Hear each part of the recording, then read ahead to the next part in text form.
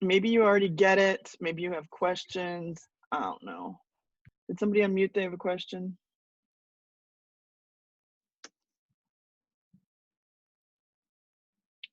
I got excited about a question for a minute. Okay. So now the schedule is ironically geared toward on-campus students, and we're supposed to have, or we could possibly have 300 students this week, which should be 150 today and tomorrow and 150 on Wednesday and Thursday. And I have not seen any students on campus yet today. So I think a lot of the students that chose hybrid decided to wait on it. That's true that if you select hybrid doesn't mean you have to come to school, but it means that you have the option to come to school. But the irony, of course, is that now we have a schedule that's geared toward people at school. For example, breakfast from 8 o'clock until 8:10. They do that in the cafeteria. We don't do food in the classrooms anymore because of, people taking off their masks and stuff. You have to do that to eat, by the way. So that setup, and plus the lunches, is not set up for virtual learning. It's set up for in-person learning. So those of you who are on virtual just have to kind of like tune in on these times. And they set it up more like the way that we had classes structured with blocks before the, good morning, Kaylee, before the COVID spring break that lasted longer than expected. Hold on, there's people coming in here. Make sure that I check them off on my little list. All right, so all the times for your classes are starting differently, and what they basically have it set up to be, it doesn't say on this particular thing, but in terms of instruction periods, they want us to do about an hour at the beginning of each class period. I'm going to try to do an hour, but most of our work is independent. I'm meeting with you individually. I feel like that's sufficient. I don't need to be on your back for an hour and come up with assignments and things for you to do when you're supposed to be working on a project. So, yeah. Same thing, Mondays we'll meet, Wednesdays you can work on your projects, work on your, this week you're going to be working on your rubrics. I'm meeting with everybody in the afternoons, everybody I didn't meet with last week, but the class period is going to be from 10:05 until 11:45, but it's supposed to be broken half and half into synchronous and asynchronous. So your teachers are supposed to be doing a lesson for 45 minutes or an hour, and then you're supposed to work on their material for the remainder of the time before the class period ends. I don't know if that's how it actually works at your house, but you won't have your camera on, so nobody will know what you're doing. The lunch periods, this confused me at first, but it goes across. So if your teacher has first lunch, then your third period starts at 12:30. If your teacher has second lunch, then it's pretty much the same as before with 11:45, and then your lunch goes until 2:10. And notice that we're going with classes, fourth period, all the way until 4 o'clock. I think that if we're thinking about that hybrid situation or that asynchronous, synchronous, really the instruction should be finishing around 3:15, and then from 3:15 until 4, you have asynchronous time. But now that 2:45 until 4 o'clock time of meeting with your teacher is not happening anymore. So you'll have to make special arrangements to discuss things with your teacher or use email or what have you. Maybe should we practice writing emails? Sometimes I get emails that are just like not appropriate. Well, not inappropriate, but like just, but here's my paper. I don't know, everybody knows to be polite to their instructors, right? Oh, Mrs. Ramos, how are you doing today? I hope it's a lovely day for you. I have a request, if you don't mind. Other thing to mention about the hybrid learning, if you are doing hybrid learning, you come to school only 2 days a week, no matter what. Now, the other days you're asynchronous. You still have to be in your classes on the other days. It's just that you can be here at school depending on your last name, Monday and Tuesday for the first half of the alphabet, and Wednesday, Thursday for the second half. You can come to school on Friday. We can compel students to come to school on Friday, they told us, in case they need tutoring or like extra special super duper attention, that kind of thing. But FYI, I think there'll be another survey before the end of this semester. And when that survey comes out, I will forward it to you and I will retweet it. If you don't follow me on my Twitter, you probably should. I do some fast retweeting and informative too, sometimes funny, and sometimes pictures of my cat. Or funny pictures of Mr. Ramos sleeping. No, I don't, he would be mad. However, they will probably send out a new survey before the end of the semester, for sure before we start the fourth 6 weeks, because you'll have an opportunity at the beginning of each 6 weeks to say whether you want to continue with virtual learning or whether you want to go on hybrid. You have to fill that out for the next 6 weeks. So when those surveys come out, it's kind of good to pay attention to them, unless you don't plan on coming in for hybrid learning. And in that case, then you can just ignore the surveys. But even if you do select hybrid, you can opt on any day to just stay home and do your classes online. So as long as you're keeping up with your expectations in your classes, turning in assignments and doing the daily checks, then you won't be counted absent. Does that make sense? Are there any questions about hybrid learning versus virtual learning? We may end up with a situation, we don't have it today, but we may end up with a situation where we have a couple of students here in class with me and most of you online here with me. So that could happen. I don't know how that's going to work, but if it happens, we will roll with the punches and figure it out as we go. All right, Thanksgiving break is next week. I'm not going to give you any assignments. We have one assignment I made it due on Saturday. You don't have to turn it in on Saturday. You could turn it on Wednesday, Thursday, Friday. If you don't want to have anything from Saturday on, it's just to finish your rubric for your project. I've been discussing rubrics. That's the main topic of our conversations when we have our planning sessions. So I've been working on those with people. You need to come to your conference with something figured out about your rubric. The assignment is here on number 2 right here. So there are some links.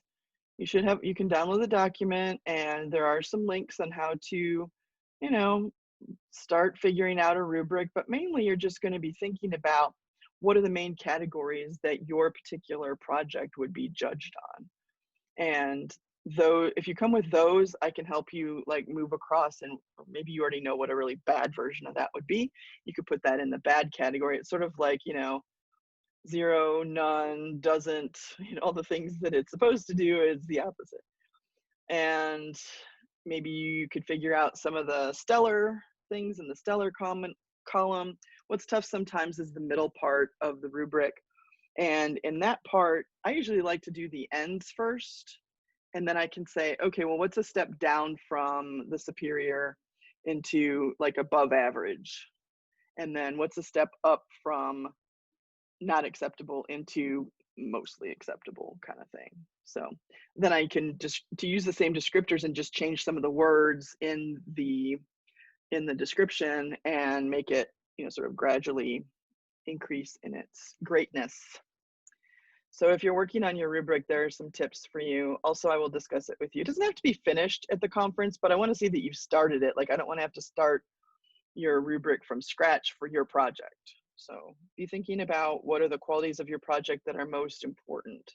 And that's what's going to go in that criteria category. Yeah, so that's going to be due on Saturday.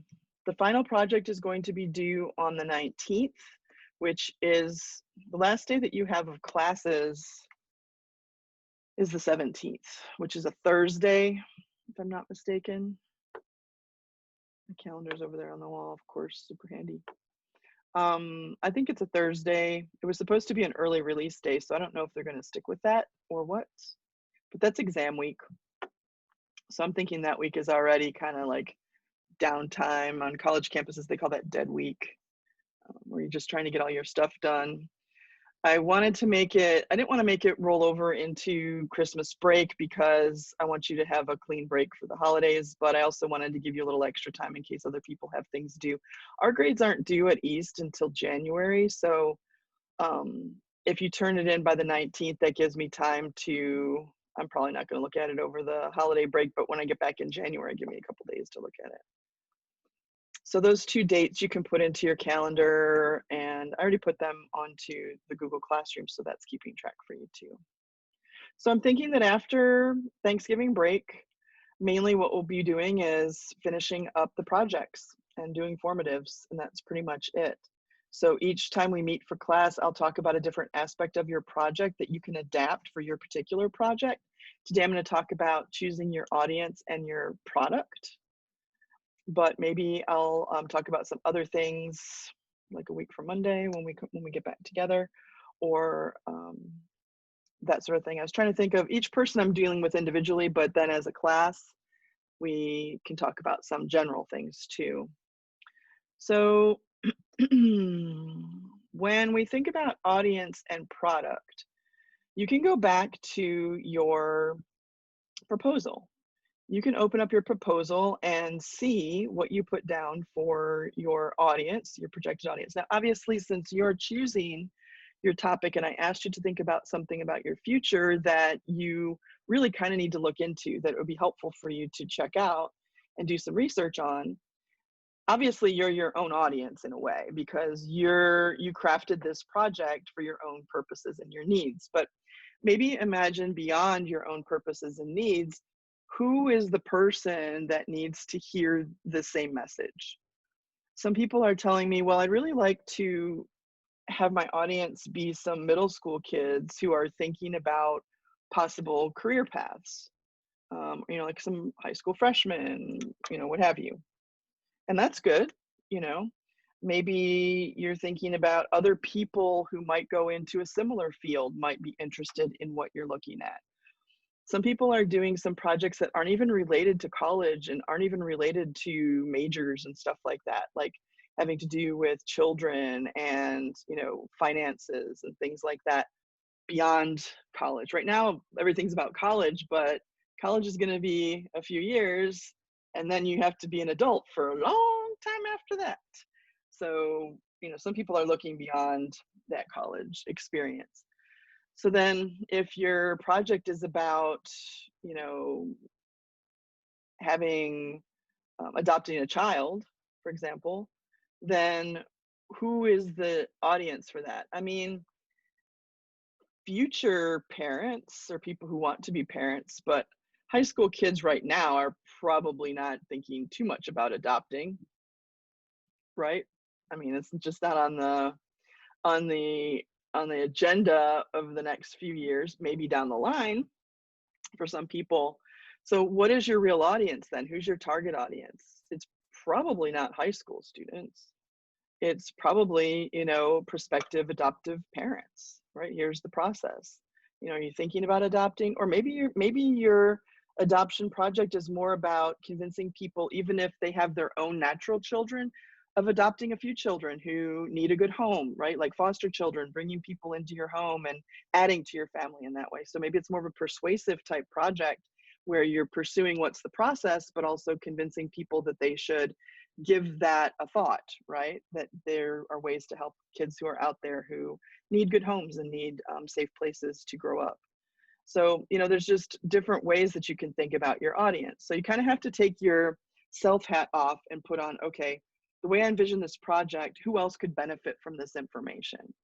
If you need to go back and change your proposal, then go ahead and do that, right? But then I want you to have that audience in mind as you're working on the project itself.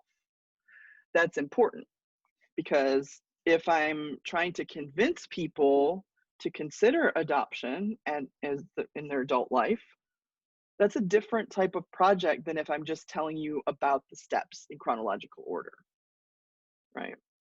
So I want you to have the audience in mind, and that's why I wanted to talk about that a little bit today. The other thing to think about is to make sure that your product matches your project, not just what you feel like doing. You can do that, but you might end up with a little bit of a mismatch. For example, if I decided that I wanted to convince um, middle schoolers that they should look into careers in engineering, and I'm going to run down 3 main careers in engineering because I want to look it up, but also my audience is, this younger group of students. Do you think that a bunch of 8th graders want to read your research paper to find out about that? Do you want to read the research paper that's 7 pages long to find out about that? No, you do not. I know you don't. So think about what is the audience and what would be an appropriate product for that audience.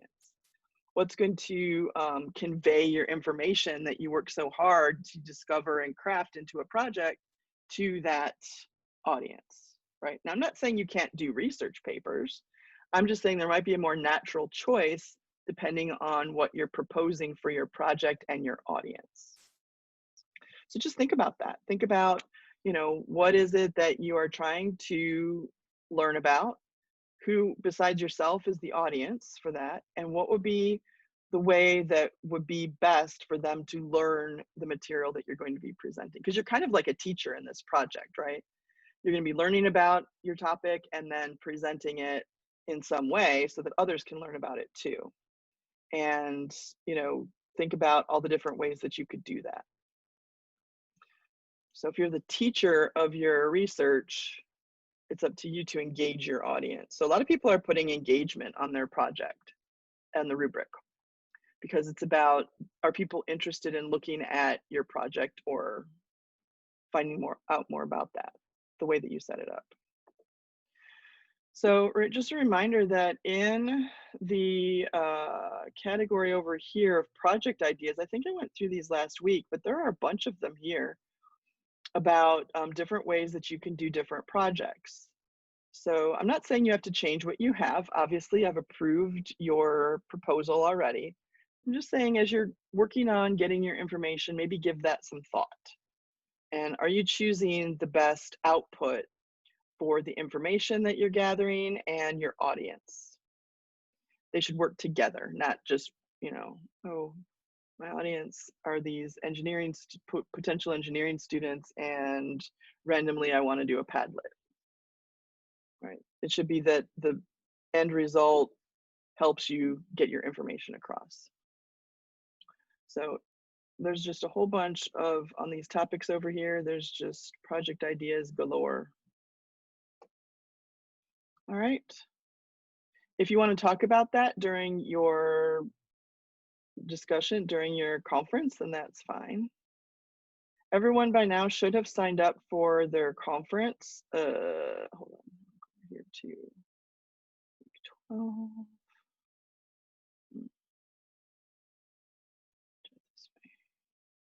Everyone should have already scheduled their conference. So if you haven't, I don't think there's too many more times. Pretty much every day. Okay. Let me see what that next week. Yeah, that's pretty much it. Everything's taken. So if you haven't signed up, you need to email me so that we can figure out a mutual time that we can meet up. I'll just add you to one of the days, but already because they pushed back the schedule, I do 6 conferences after school. They're all filled up, so I can add something if you didn't get a conference time. But I tried to put on Friday, I tried to make you force you into doing a conference by doing the formative. So that's just a reminder.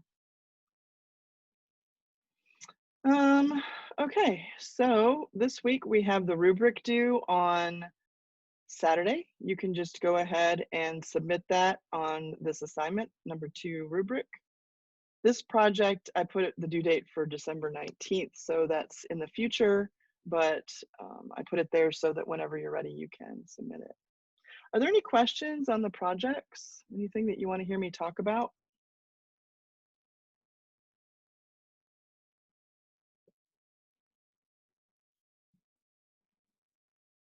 No?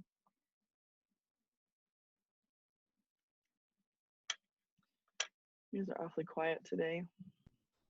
If we create a blog, how would we submit that? We would submit the link for the blog?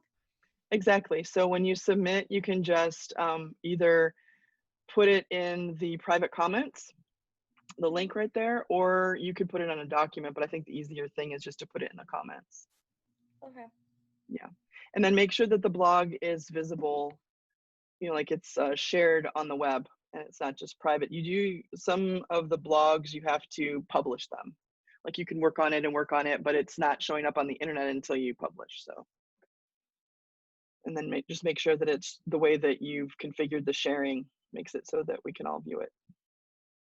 I'm still working on posting the projects from first semester. It takes me a while to configure them onto the website, so I'm kind of doing that when I have time. Some of you already have them up on your profile, and some of you don't, and I'm working on that. That's not my first, I don't want to say this, but it's not my first priority. Like I have to do lesson plans and get ready for the week and grade papers and all that stuff, but I should be able to catch up over Thanksgiving. Hopefully I'll have one of the days over Thanksgiving, I'll feel like getting something done. Hopefully y'all can hold me to that. You can tweet me. Are you working on our projects on the internet? Okay. Anything else? Any other questions? I feel like if I took up more of your time during these, it'd just be more assignments for you. Know what I mean? Are you okay with that? Are you okay with no? You want more assignments? No. No, okay. Like I feel like if I took an hour, I would just gear up for a different lesson and we'd be talking about finances for college and why don't you fill out this thing and all that stuff. But things being the way they are, I feel like make sure you're spending your time on your project. Yeah. Okay. So I should see everybody's rubric by Saturday, if not sooner. And then everybody should be working on their projects. I will email you when you get your I have a question. When you got your confirmation for your conference with me, did it give you the Zoom link on that confirmation? Can you check for me? Because I put it in there, but I don't know what it looks like from your end.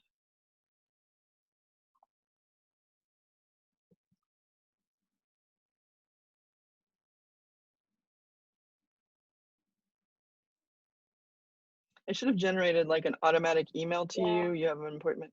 The Zoom link's on there? Yeah. Okay. Also, I've been emailing people that day, here's the Zoom link, and so that you're ready for that. All right, chat. Hold on. Yes, okay. Yeah, it'll be in your confirmation in case I forget to email you separately, but it's just the link that I use for like office hours, the same one. It's also it's the same link that I use over here also. No, it's not on here. But yeah, so I've been sending an email on that just as a reminder in the morning, and then, but the confirmation does also have the link. It's not this class Zoom, it's the other one. All right, well, I won't keep you any longer since y'all are kind of, in a Monday mood. I will, maybe we should meet on Wednesdays instead of Mondays. We might be more, no, I'm not going to do that to you. All right, well, I want to say happy Thanksgiving to everybody. I want to say enjoy your week. Most of you, I will see you in the afternoon sometime this week, but if I've already conferenced with you, then I hope you have a great holiday break. And I will see you again. I think it's November 30th that we come back from Thanksgiving break on Monday. Not next Monday, a week from Monday.